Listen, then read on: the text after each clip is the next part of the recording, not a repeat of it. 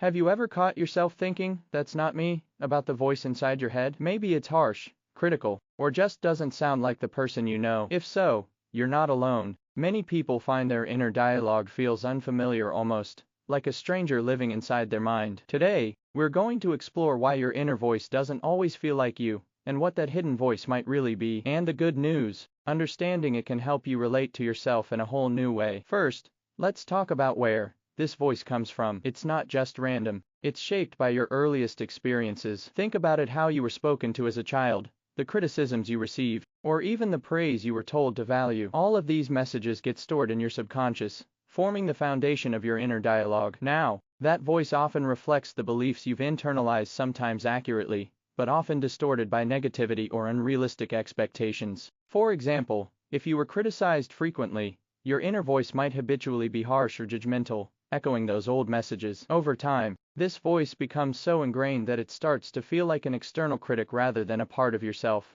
Another major factor is learned behavior. We tend to imitate the voices and attitudes we've grown up around. If your parents or role models were critical or dismissive, you might unconsciously adopt similar patterns, so your inner voice may sound just as critical as those figures. But here's the interesting part: your inner voice isn't fixed. It's essentially an internalized program influenced by your past, but it's also flexible. With awareness, you can start to notice when it's being unhelpful or unkind and challenge those thoughts. For example, if your inner critic says, "You're never good enough," you can question that message. Is that really true? What evidence do I have? Practicing self-compassion is key. Recognize that this voice, no matter how harsh, is a product of learned responses, not an unchainable fact about you. By understanding its origins, you can begin to soften its influence and develop a more compassionate dialogue with yourself. So, what can you do today? Start by paying close attention to your inner voice. When you notice that it feels unkind or foreign, pause and ask, where might this thought have come from? Reframe negative messages with kindness. Remember, your inner dialogue is something you can reshape. It's not just a reflection of who you are,